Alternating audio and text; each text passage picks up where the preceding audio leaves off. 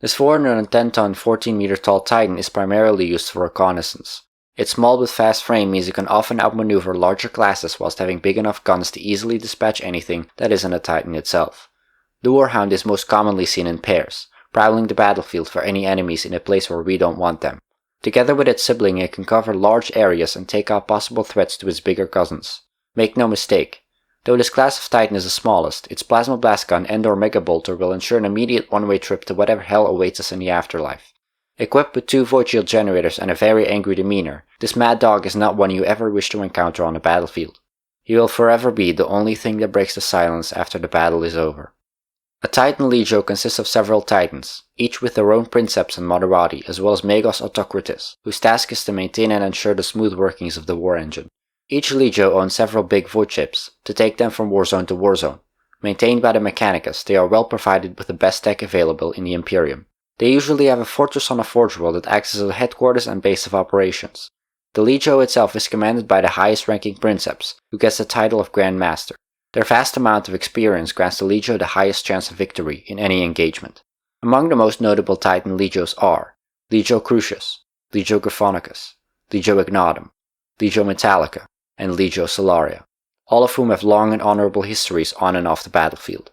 They go wherever the battle is densest and the smoke the thickest. They guard their respective homeworlds and the surrounding systems from any Xeno or heretic attack, wherever it may come from.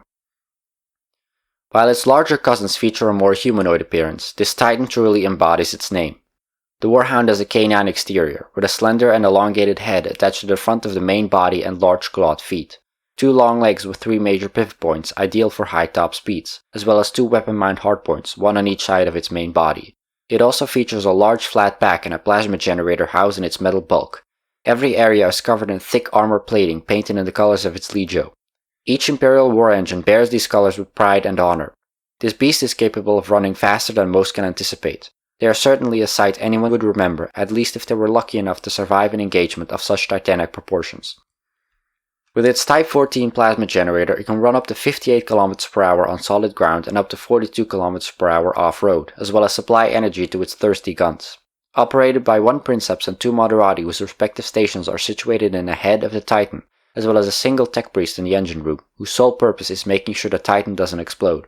The princeps controls the general actions of the Titan, interfacing with its temperamental machine spirit, which has been likened to subduing a rabid dog.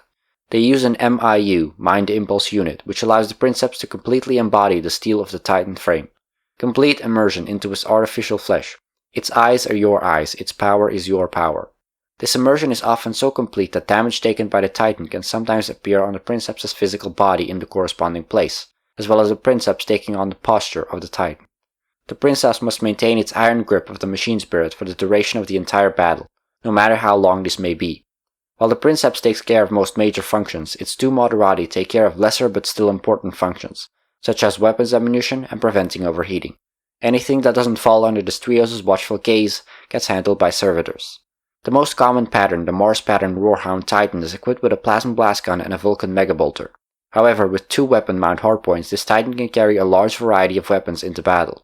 These include but are not limited to Conversion Beam Desolator, Graviton Destructor, Incisor Pattern Meltalance, Inferno Gun, Missile Pod, Natrix Shock Lance, Turbo Laser Destructor, Ursa's Claw, Volkite Eradicator, and much more unpleasant options. With these guns, this Titan makes sure to claim as many Traitor and Xenos lives as possible before its fiery end in battle. To top off all this firepower, this class of Titan features double void shield generators, making it much more durable than any tank in the Imperium's arsenal, including the dreaded Baneblade.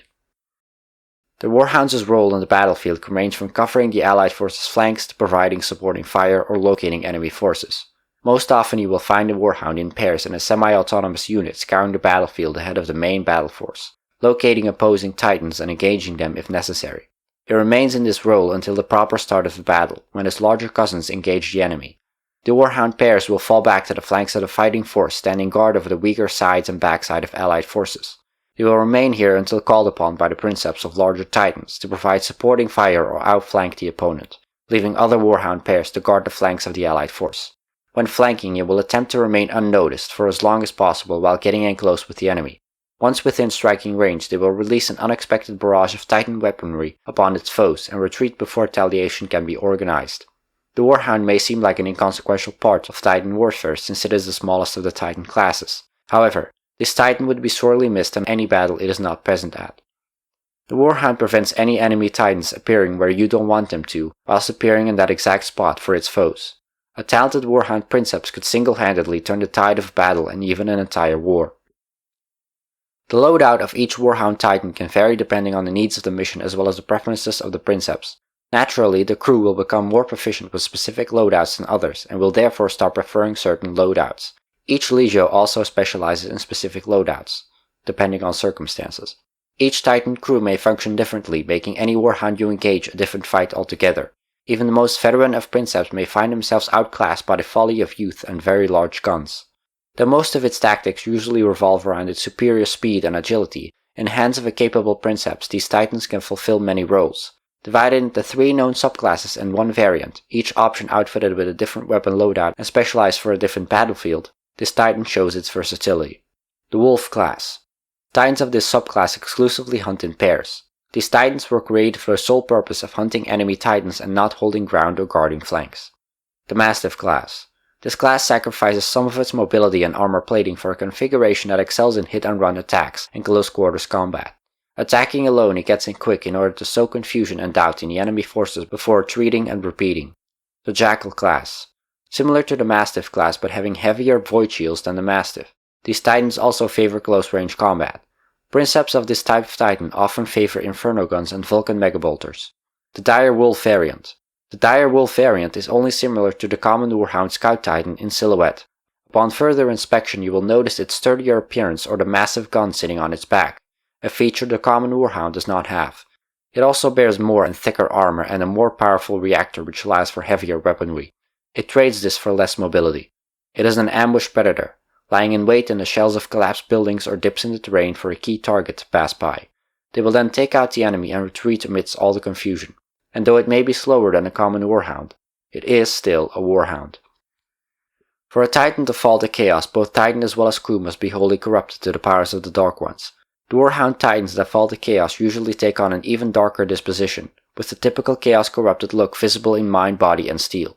Carrying the same armaments as its Imperial counterpart, this Titan also often hunts in packs, picking off targets on the outside of battles but only ever going for the weak, for such is the way of the coward. Guardians of the Eternity Gate. The most notable Warhound Titans are the 2 that guard the Eternity Gate. The Eternity Gate gives access to the Golden Throne and the Emperor of Man who sits upon it. These 2 Legio Ignatum Titans are the last defense, the last bulwark of the Sanctum Imperialis, the heart of the Imperial Palace. They have kept up their watch for 10,000 years since the Horus Heresy and will continue to do so until the stone of the Sanctum Imperialis is withered away and the Emperor of Man no longer sits upon the Golden Throne, for better or for worse. Ardentar and Sergala. Ardentar strode the battlefield during the Horus Heresy. This Legio Lysanda Titan fought during the Battle of Valaka in the Shadow Crusade. This battle took place on the world of Armatura, one of the 500 worlds of Ultramar. Under assault from the Wordbearers and World Eaters, the Ardentar discovered the traitor Primarch Lorgar Aurelian who was attempting to free traitor Primarch Angron, and was buried underneath the rubble of a collapsed building. Flag Captain Latara Serin of the World Eaters ordered the deployment of Sergala, the Ember Queen, with the singular purpose of destroying Ardentar. Sergala succeeded in its mission before Ardentar could finish the job. I hope you enjoyed this transmission. Let me know your thoughts and subscribe for more.